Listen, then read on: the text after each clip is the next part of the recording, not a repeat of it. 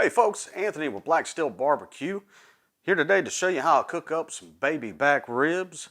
I've had a lot of people ask me how I smoke my ribs and get them tender and flavorful. So it ain't no secret. I'm going to show you how we do it here today. What I got is 2 baby back ribs. Common ribs you get from the supermarket, nothing special. I've gone ahead and already trimmed them. Sometimes when you get them back from especially a chain grocery store, the butcher might have parts and pieces or rough cuts. What I like to do, I don't spend too much time on it, but what I like to do is cut those pieces off, cut off big old chunks of fat that aren't really necessary, add anything or they won't, that fat won't render down. I also went ahead and took the membrane off of each one of them. That's a personal choice. For me, I like to do it. That lets the smoke penetrate both sides of the meat. And also, I just don't like chewing on that plastic membrane after they're cooked. So, not going to do too much. In this case, I'm using what's called the 3-2-1 method. Basically, it's going to smoke on the smoker at about 225 to 250 for about 3 hours. Then I'm going to bring them inside. I'm going to season them up a little bit more, put some butter and some flavor in there, and also a little bit of different liquids, and I'll show you here in a little bit. And then I'm going to wrap it up in foil, stick it back on the smoker, same temp, about 225, 250 for another 2 hours or so. And then I'm going to take them off, touch it with a little bit of seasoning, put some sauce on it, and then throw it back on the smoker at about 250 for about an hour. So once all that's done, they should come out tender, have a nice little crunch to them, nice little bark on it, and it's going to be delicious. So what we're going to start with now is we're going to put a binder on it and then some seasoning. Now this binder, you can use different types of binders. Some use mustard. I've even heard of people using mayonnaise. For me, I like to use just regular old canola oil. I've found for me that the mustard will kind of cake up during the cooking process, and for me, I just don't like that. I stick with an oil. It holds the spice or seasonings on there really good, and it just adds some real nice color in the end. So like I said, I'm going to start with this canola oil. I'm just going to put just enough. It doesn't have to be soaking, sopping wet, but just enough that's going to hold some of that seasoning. Put some on the top here. Flip it over. Get both sides.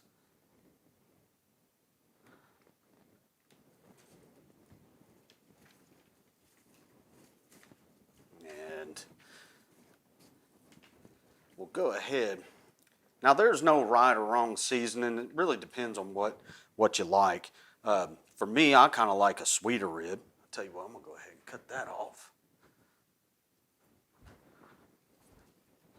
That'll just burn up during the cook. Won't be any good.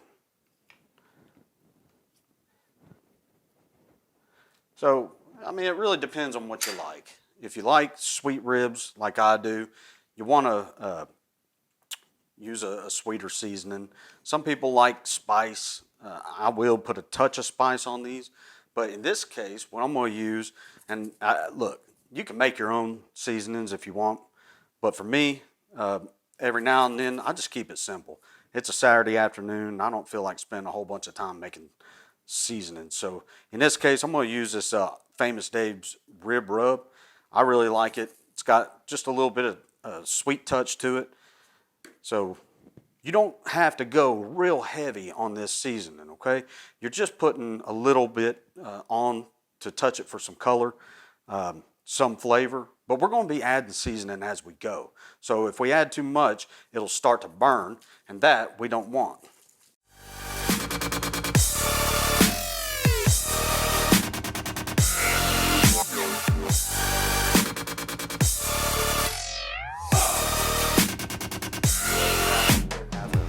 Now this right here, it's called Pork Perfect. From from, it's got a fire and smoke, it says on there, but it's supposed to have a little heat to it, which it does, but it doesn't overwhelm. And I don't, put a whole bunch on it, but I put just enough, and only on the top for me, just to add a little bit of kick. Like I said, I'm not going super heavy on this one. I personally don't like my ribs real spicy, but I do like to have a little bit of flavor on there. Now that's it. A little bit of seasoning on there, and take that off. Put a little seasoning on there, and we are about ready to put them on the smoker. So as you can see, there really ain't much to it. We just have a little bit of binder on there, put some seasoning on there, and then what we're going to do now is we're going to let it rest for between 30 minutes to an hour. What that's going to do is draw some moisture out of the rib and then actually allow it to absorb more of that seasoning and flavor. So once we're done with that, we're going to throw them up on the grill at about 225 and let them set for about 3 hours. That's it. So hang tight. See you at the grill. All right, so now that we're back at the grill, I've got the ribs on right now, and what I'm getting ready to do is spritz it, okay? When we spritz it, that'll just keep the top nice and moist and just add some moisture to it. So what we got the grill going at right now is about 225, smoking just right, as you can see. And let me show you what we're looking at on the inside.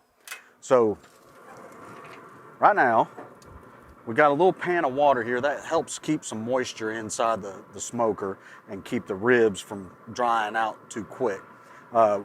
If you notice on baby backs, one side of the baby back is typically a little thicker and then it kind of tapers off. So what I like to do is keep the thicker side on the area of the smoker that has the most heat. That'll stop it from overcooking. And like I said earlier, well, about every 30 to 45 minutes, you want to spritz it to keep it nice and moist also. So what I use is apple juice. You can use water, you can use apple cider vinegar, whatever you like. But in this case, I'm gonna use some apple juice. So I'm just gonna spritz it real quick. Keep that nice and moist. And I'm gonna try and get these things closed, or get this grill closed up. That way we keep the heat in and keep the smoke in. So here at about another 30, 45 minutes, I'm gonna spritz it again just to make sure they don't dry out. Right now we're sitting at about an hour cook. So a couple more hours and then we'll wrap these dudes. Okay, so we are 3 hours in. We got the ribs off the smoker. They're looking awesome. The next step we're gonna do is actually wrapping them. So this is commonly used to help tenderize the ribs. Some people like the fall off the bone ribs, some people don't. I kind of have a medium between that. I don't want it to be braised pork, but at the same time, I like the bone to just kind of pull off, all right? So I don't want the meat to just fall apart. So what we do, the way we avoid the meat just being braised and basically pulled pork, is we wrap it, but we also cook it lower and slower. So we're not cranking the heat up and getting these ribs just completely shredded. But we have a couple things here that we'll do to add some flavor to it. So what we're going to do, right here I have a equal part apple juice and apple cider vinegar. The vinegar is going to help the acids go into the meat and help actually break down some of the connective tissue that will cause it to stick to the bone and be chewy. The apple juice obviously adds some flavor too. I'm going to coat the top of the ribs with some margarine. You can use butter if you want to slice it up and put chunks of butter on there. Margarine seems to spread easier for me. That's just me. Also, we're going to put some honey in it on top of the ribs. So the honey adds a little bit of a sweet touch to the ribs, but you don't want to overdo it. If you put too much sugar on top of these ribs, it's going to burn. And then on top of that, you run the risk of the ribs burning to the foil. And then you've got foil attached to your ribs and it's awful. So finally, after everything's done, I'm going to add a little bit of this pecan rub. Now, I found this at my local grocery store. It's from Fat Boy, and it's all natural barbecue pecan rub. This stuff is awesome. It's just enough sweet that it doesn't overpower your ribs, and it also gives a little bit more of a smoky flavor through the spice instead of the actual smoke penetrating the meat. So you got a double flavor there. It's awesome. So let's get started. What I'll do is I'll take this first rack, and as you can see, we got some great color going already. Good little char on the bottom there. But we'll go ahead and place it on top here. And I'll take my margarine and just kind of slather the top. Now, some people do both sides. I don't. For me, I'm just good with covering the top. You can do both if you want, but I'm just going to do the top for today. So I got my margarine on there. Grab me a paper towel.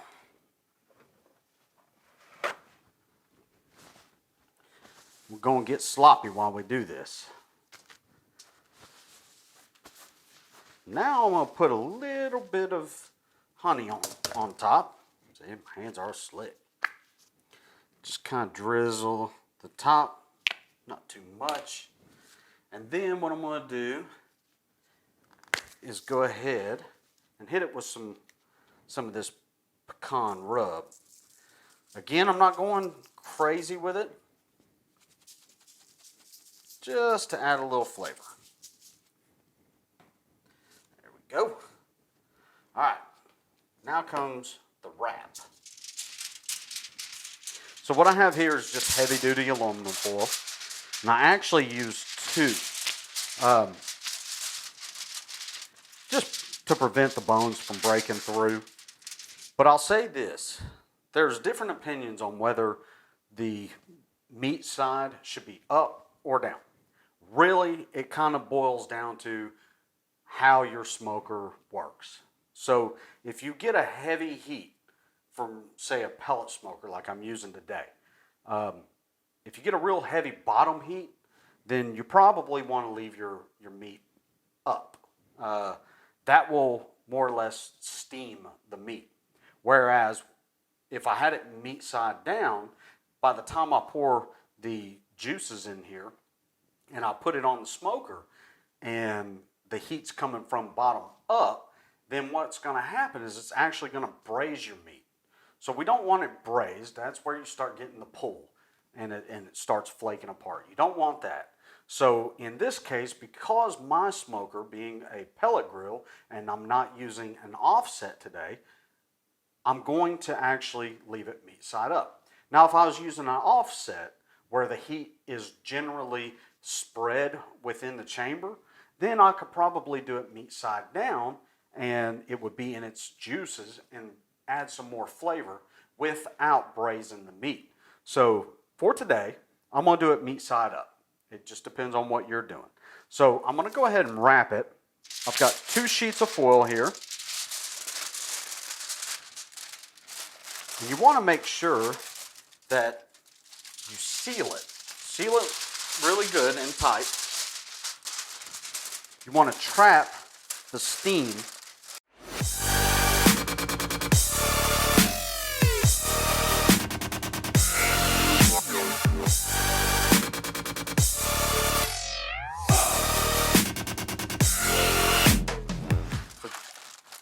Leaving this side open so that I can pour my liquids in here.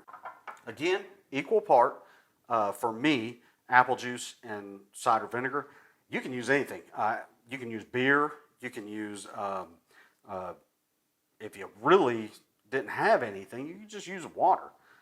I like to put something that has a little bit of acidic touch to it. Like I said, it helps break down the meat connective tissue to the bone. And for me, that's what I like. So I'm going to go ahead and pour this on in. For now, I'm going to put about half of my mixture. I got my second one I'm going to do, but I'm going to go ahead and just put half now. Make sure it's in there. And I'm going to do the same thing to this side that I did to the other. Just fold it over. Tighten it up.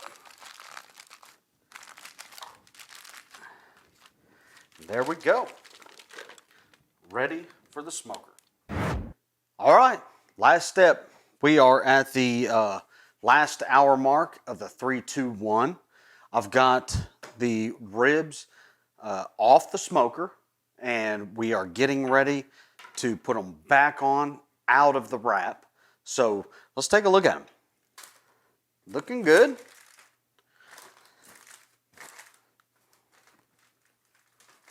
Yeah.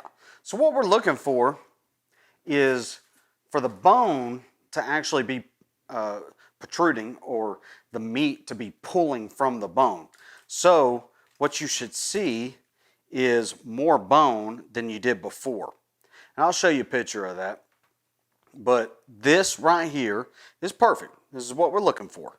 So what I'm going to do now is I'm going to take it out of this wrap. I'm going to put a little glaze of sauce over top of it, and then after that glaze is on there, we'll put it back on the smoker at about 225. I mean, we have maintained 225, 250 throughout this entire smoke.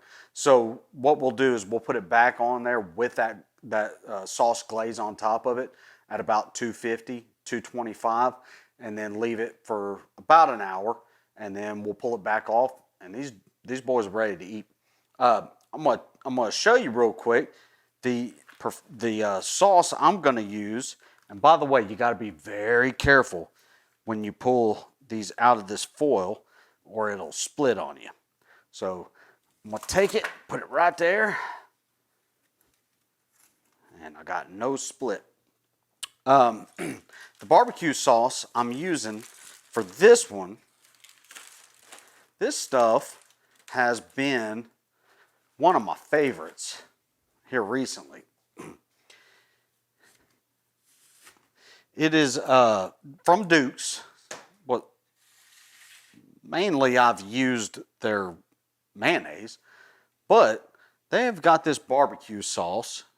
In this case, Tennessee Smoking Whiskey. Given I'm in Tennessee, I like this one. But Duke's Tennessee Smoking Whiskey barbecue sauce. It is awesome. It's got a little bit of a sweet, but that smoky tang to it. I love it. This one is good and thin. I don't know if you can see it, but you can see that it's thin enough that it moves. Now, just a heads up. If you are using a barbecue sauce that's thicker, for this part, you might want to thin it out a little bit. And you can do that using apple juice, maybe even cider vinegar, but you got to be careful. You can't use too much of the cider vinegar, or it's going to have too strong of a tang for most people's liking.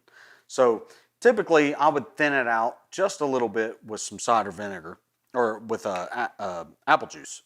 So what I'm going to do is I'm actually going to spread it out on top.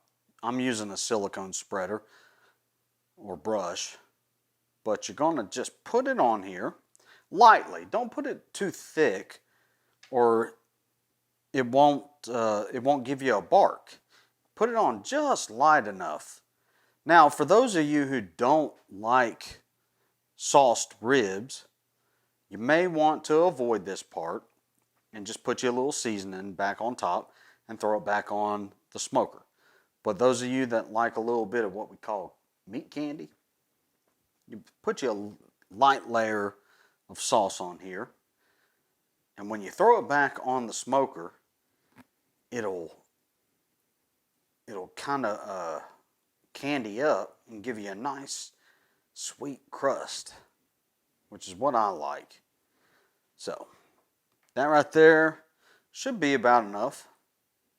Now I'm going to go ahead and do the other slab, and we will throw these back on.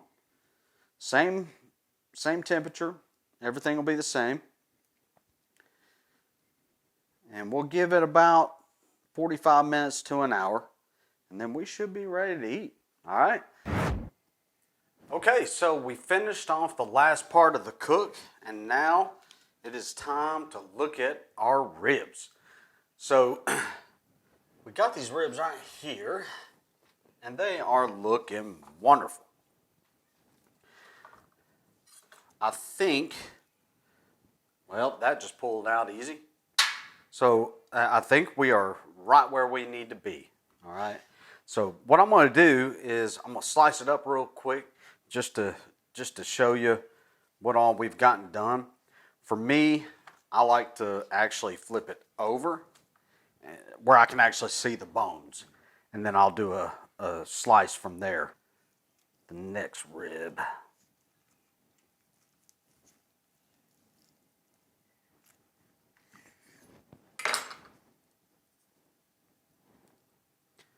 All right. Look at that. That's perfect. That's what we're going for right there. Beautiful. So, as I was telling you about the apple cider vinegar, takes that bone right off the meat and ready to eat. Beautiful, beautiful. So, let's taste it, see how it is.